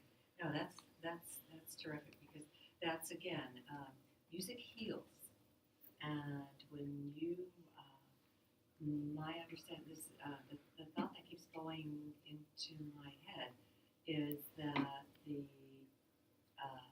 Akashic records that are below the Sphinx are going to be accessed because somebody's going to have the right sound via music, and it's going to open the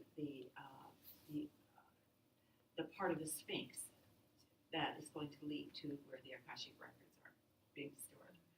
So the fact that you're hearing music is kind of like, to me, it's like a step towards that. Is that we're going to get to that place where we'll hear music, and it'll just be part of us on a regular basis. So, I mean, it's just going to be part of our thinking pattern. So that's kind of neat. Very neat. David. The angel slid a blue coin in my mind, near the back of my mind. A glowing steel, or both, combined turquoise blue and glowing steel energy coin. He said, "This is your gift. It will unfold for you over time." Then I saw a steel blue building rising up to the skies. I asked, "What is my purpose?" The angel said, "I have placed it in your mind, and you will open to understanding over time if you think back to this moment."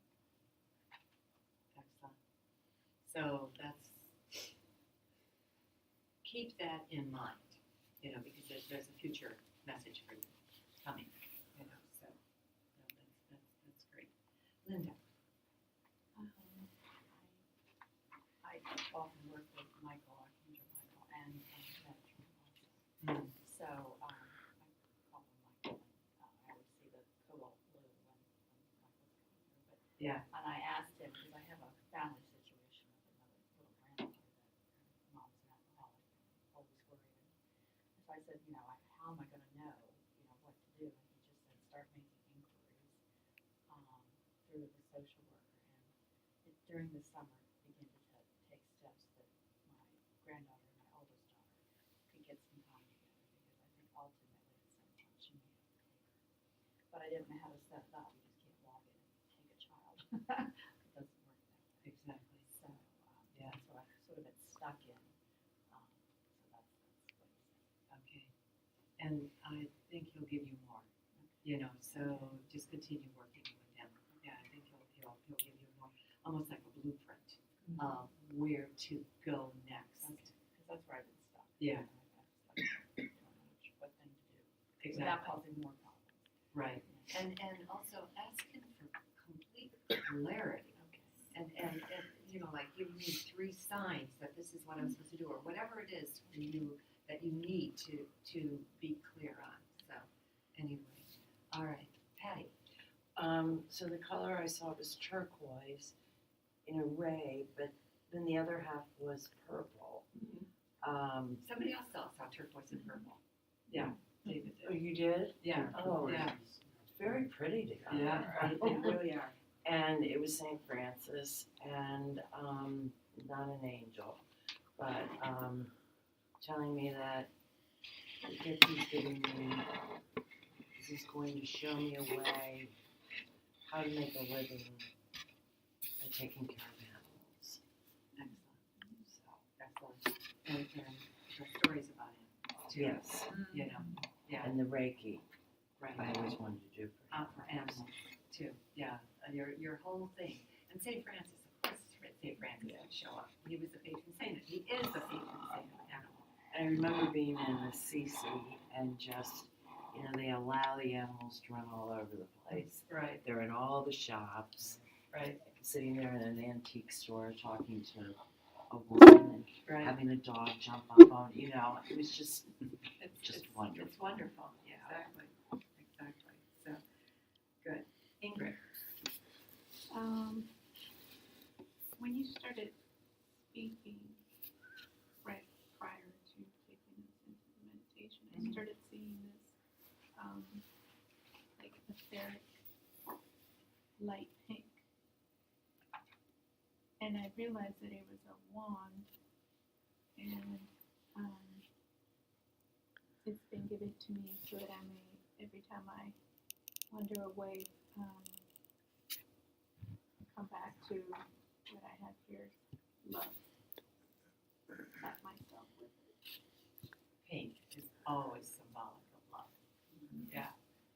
And that's usually Mother Mary's color, too. Didn't she come in for you before, or didn't pink come in for you before? I get a lot of, when I'm meditating, I get a lot of pink fuchsia colors. You know. Okay. But this was light, beautiful.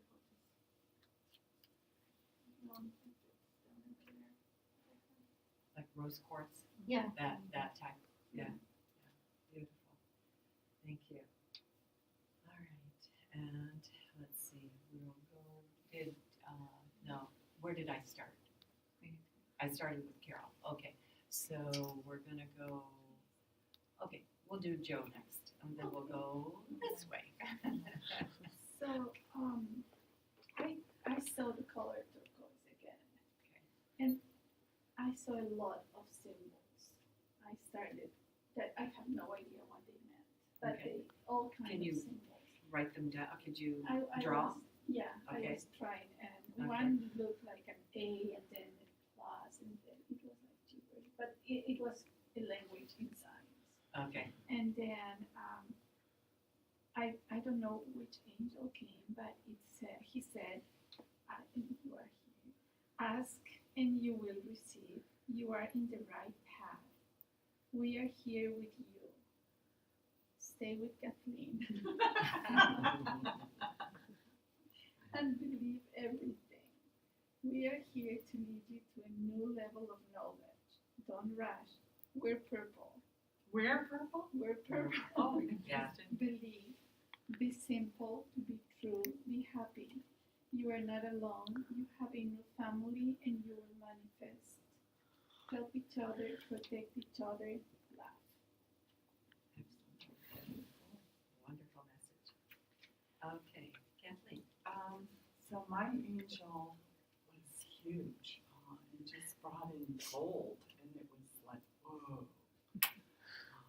And I was pretty in awe to the point where, I didn't even think to ask, what is your name? But I was told that the color gold will be important on my journey. Trust. Again? I got the trust. Again. Wow, what a revelation. The path is unfolding and allow divine timing to reveal the beauty that lies before and all around you. There is nothing to fear. Be the love that you are. Excellent. Wonderful. And can you share with us where you got your book? Because that's a lovely book, a journal. This? Yeah. CBS. Oh, okay. Yeah. $9.99. Wow. I'm gonna use a coupon if you have one. And Yeah. Staples sells the hardbound journals. Yes, now. I Yeah. know, but CVS sells them cheaper. There you go. Yeah. There. Well, and I like the cover a lot. Yeah, is it too. lined? I mean, is it lined? It's a lined journal. So, Yes, and it yeah. has the, all the way to 2020, Wow. the dates, and Yeah. yes, and it's 340 pages. It's I just excellent. bought it for this purpose. Wonderful, wonderful, because this is one of the things that, and I was hoping to go and buy composition notebooks for those people who didn't have one today. And then my life just got all balled up and I couldn't, but bound books, really important. And if not a bound book, a bound like a yellow pad, you know, so that you keep it in order, you know. And I will just next time I come, I will have bound books for anybody who doesn't have their own. One of these equally as good. As Spiral is good. Spiral Okay. is excellent. I mean, I have a spiral notebook that I've had since 2000. It has my Reiki students in it, and I just, you know, never falls apart. You know, they're just great. So just make sure that you keep it bound in some way rather than individual pages. If you have individual pages, you can tape them into a bound book. When you get it, but really, really important that you keep the pages together. Really important that you keep this up too. And I'm sorry, I didn't.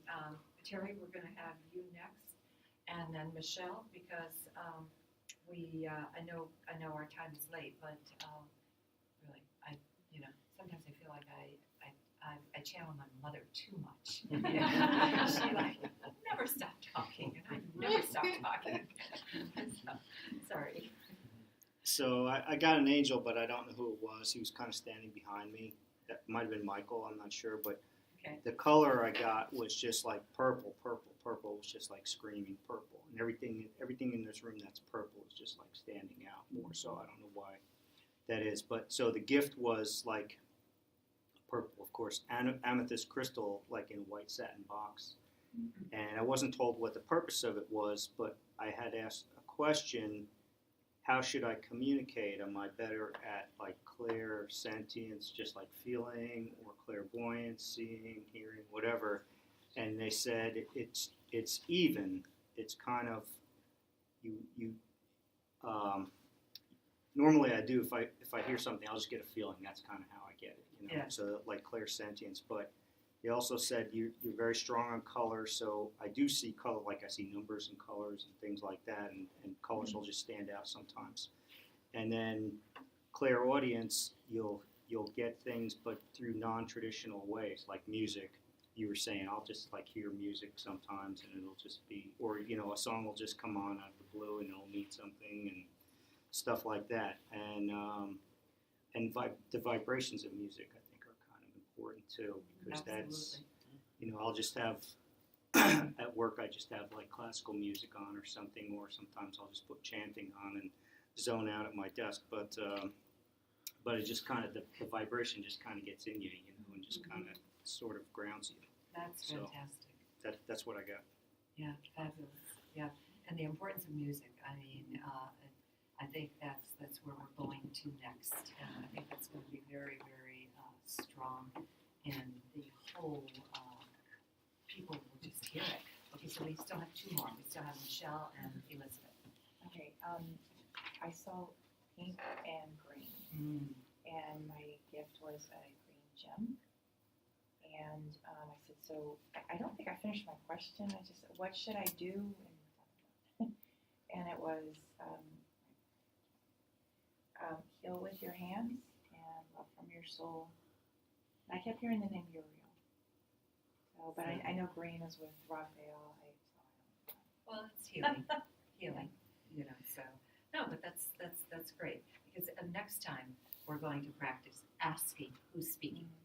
That's where we're going to next. But I want you just to become totally familiar with this. No, but that was great. And Elizabeth, yours. The colors that I saw was a pretty blue, like a turquoise on top, and then I saw a pink going into purple underneath.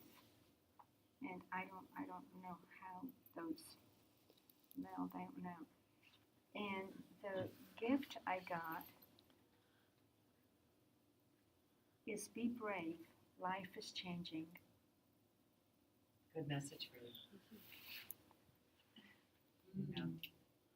But you've had really a lot of great messages recently, too. So, excellent. All right.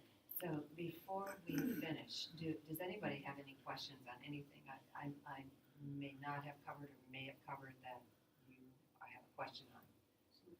Do the messages keep coming? Yes. And so the visits we had today will unwrap themselves further? Yes. And now, here, this is the sheet, and the rest will finish, and I'll have a new sheet, and with what we did not do, and I absolutely want you to practice every day. And when I say every day, it doesn't necessarily mean you have to do it 7 days a week. I did.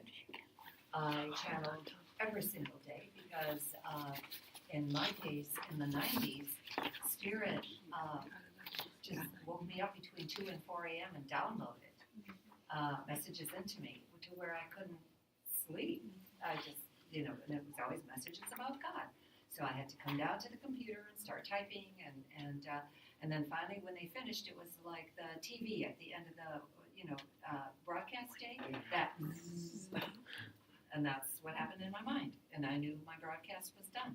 But I do recommend that you do this daily, because what it's going to do is it's going to reinforce your belief in yourself, and that's what you need. That, yes, I can do this. Yes, these messages are real. Yes, this is really happening. So because don't, and when any doubts come in, just cancel. Big fat stamp, bank stamp, cancel. Don't allow negativity to ruin your life, because negativity ruins your life. So don't let it. And you control that. It's the only thing you can control. You can control and recognize when that tape is turning into negative tunes, or negative whatever. Just recognize it and just say, no, I don't have to go there, because it's the negativity that pulls you back. Because every one of you, I feel the people that come to my classes are going to end up, every one of them is going to be a teacher, in their own way. Because the people that are drawn to me, Wanda and I recognize that when we started Rays of Healing, that we teach the teachers. So the long and short of it, we teach the teachers. So in your own way, you're meant to be a teacher. Otherwise, you wouldn't be here. So anyway, but I really appreciate you all being here, and hopefully in 1 month we'll